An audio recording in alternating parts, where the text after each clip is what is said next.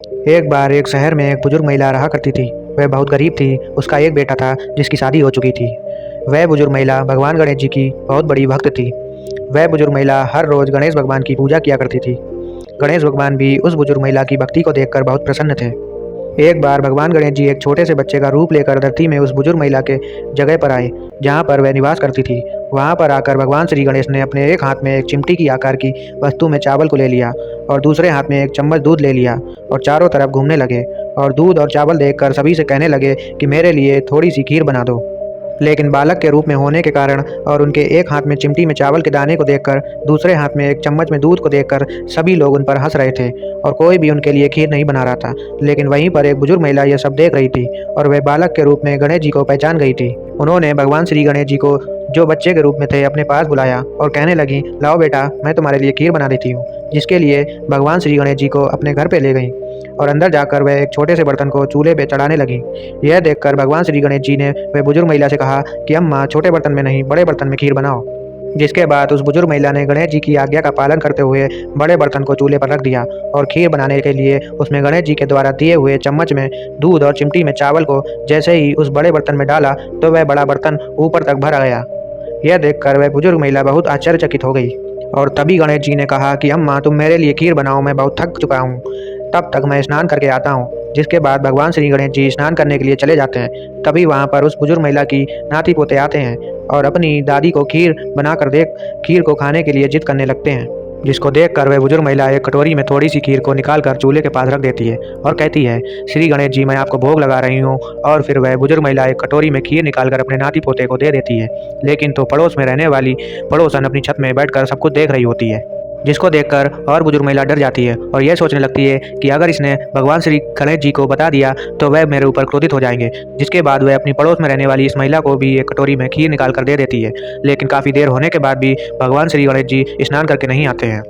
जिसके बाद बुजुर्ग महिला की बेटे की पत्नी कोने में खड़े होकर चुपचाप सब कुछ देख रही होती है और मौका पाते ही जब वह बुजुर्ग महिला कुछ देर के लिए खीर के पास से इधर उधर होती है तब वह एक कटोरी में खीर निकाल कर खा जाती है और इस कटोरी को छुपा कर रख देती है। जिसके बाद वहाँ से चली जाती है और जब वह बुजुर्ग महिला वापस आती है वह कुछ भी जान नहीं पाती है और वापस से खीर के पास आकर बैठ जाती है। धीरे धीरे काफ़ी समय हो जाने के बाद भी भगवान श्री गणेश नहीं आते हैं। काफ़ी ज़्यादा समय हो जाने के कारण उस बुजुर्ग महिला को भी भूख लगने लगती है। जिसके बाद वह बुजुर्ग महिला भी भगवान श्री गणेश जी का इंतजार करके थक जाती है और तभी वह कटोरी में खीर निकालकर एक बार फिर से भगवान श्री गणेश जी को भोग लगाती है और उसके बाद खुद भी वह बुजुर्ग महिला एक कटोरी में खीर निकालकर खाने लगती है। तभी वहाँ पर अचानक से श्री गणेश भगवान जी आ जाते हैं। गणेश भगवान को देखकर वह बुजुर्ग महिला आश्चर्यचकित हो जाती है और तभी भगवान श्री गणेश जी से कहने लगती है, आओ बेटा, खीर खा लो, मैं बहुत देर से तुम्हारा ही इंतजार कर रही थी। जिसके बाद भगवान श्री गणेश जी उस बुजुर्ग महिला से कहते हैं, अम्मा, मैंने तो खीर खा चुका हूँ, अब तो मेरा इतना पेट भर गया है कि मैं कुछ भी नहीं खा सकता।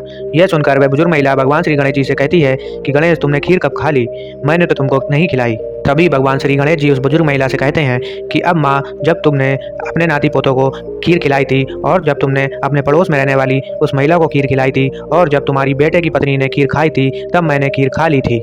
गणेश जी की ये बात सुनकर बुजुर्ग महिला आश्चर्यचकित हो जाती है और कहने लगती है, गणेश जी, आपको सब कुछ पता है, लेकिन मैंने अपनी बहू को खीर नहीं खिलाई, मैंने सिर्फ अपने नाती पोते और पड़ोस वाली महिला को खिलाई।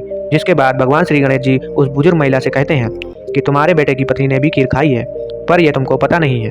अगर तुम उसका सबूत देखना चाहती हो तो तुम अपने बेड के नीचे देखो, खीर का कटोरा रखा होगा। वह बुजुर्ग महिला यह देखकर स्तब्ध हो जाती है और भगवान श्री गणेश जी से माफ़ी मांगने लगती है और कहती है, आप ये बात किसी को मत बताइएगा।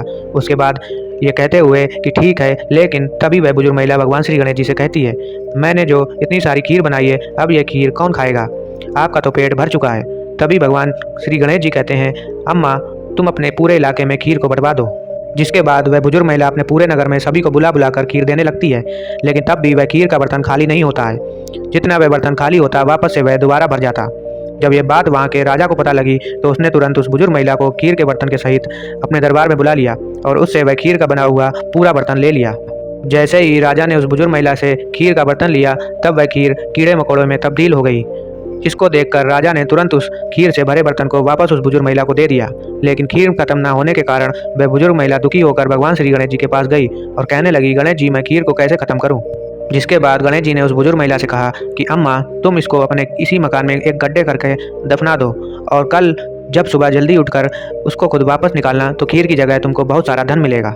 जिसके बाद गणेश जी उस बुजुर्ग महिला के घर में अपने पैरों से प्रहार करते हैं, जिससे उस बुजुर्ग महिला का घर एक बहुत बड़े महल के रूप में बदल जाता है और ऐसा कहकर गणेश जी वहां से चले जाते हैं।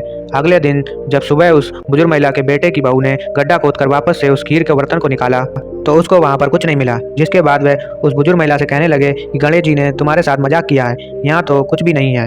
जिसके बाद में बुजुर्ग महिला खुद ही एक सुई लेकर जमीन में देखने लगती है। थोड़ी देर में उसको बहुत सारे सोने के सिक्के और धन से भरा 2 बड़े बड़े मटके दिखाई देते हैं, जिसको वह निकाल लेती है और भगवान श्री गणेश जी को बहुत धन्यवाद देती है।